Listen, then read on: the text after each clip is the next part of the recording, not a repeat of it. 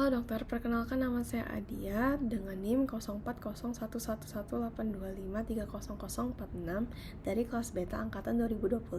Pada kesempatan kali ini, saya akan menjelaskan mengenai kolumna vertebralis sebagai bagian dari tugas remedial OSPE. Jadi, saya akan menjelaskan penjelasan singkat kolumna vertebralis.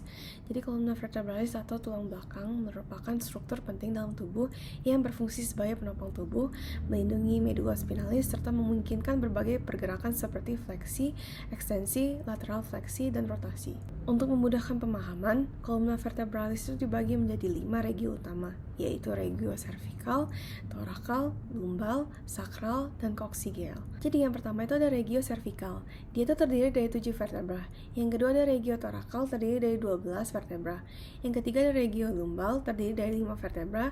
Yang keempat ada regio sakral, terdiri dari 5 vertebra yang telah menyatu membentuk sakrum.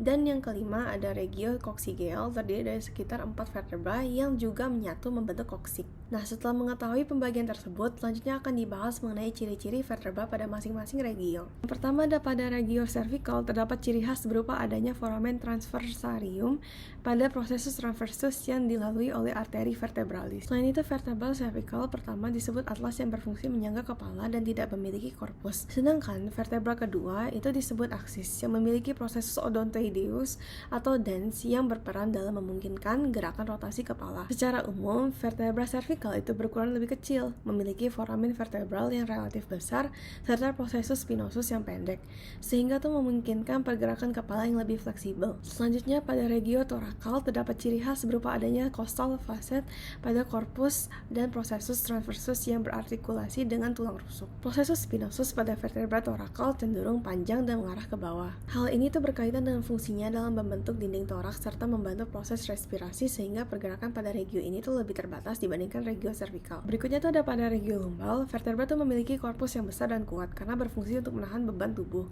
Prosesus spinosus pada regio ini tuh lebih pendek, tebal, dan cenderung horizontal. Selain itu, foramen vertebral itu berbentuk segitiga dan prosesus artikularis itu tersusun sedemikian rupa untuk memberikan stabilitas yang lebih besar serta membatasi gerakan rotasi. Selanjutnya pada regio sakral, vertebra itu telah menyatu membentuk sakrum yang berfungsi sebagai penghubung antara kolumna vertebralis dan pelvis serta menyalurkan beban tubuh ke ekstremitas bawah. Sedangkan regio coccygeal merupakan bagian paling bawah dari tulang belakang yang tersusun dari vertebra kecil yang juga menyatu dan berfungsi sebagai tempat perlekatan ligamen dan otot. Setelah membahas pembagian dari ciri-ciri vertebral, selanjutnya akan dijelaskan mengenai persendian pada kolumna vertebralis. Pada kolumna vertebralis terdapat beberapa jenis persendian yang memungkinkan pergerakan sekaligus menjaga stabilitas. Yang pertama adalah simfisis intervertebralis, yaitu persendian antar korpus vertebra yang dihubungkan oleh diskus intervertebralis yang terdiri dari nukleus pulposus dan annulus fibrosus serta berfungsi sebagai bantalan yang dapat menyerap tekanan.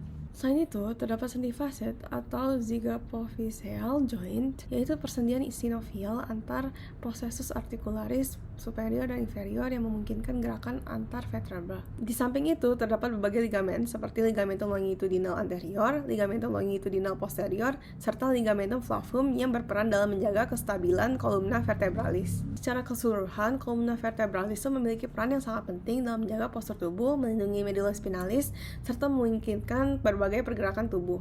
Namun, apabila terjadi gangguan pada kolumna vertebralis, maka dapat menyebabkan nyeri punggung maupun gangguan postur. Oleh karena itu, penting bagi kita untuk menjaga kesehatan tulang belakang dengan mempertahankan postur yang baik serta melakukan aktivitas fisik yang sesuai. Demikian penjelasan saya mengenai kolumna vertebralis. Saya Adia, terima kasih sudah menonton.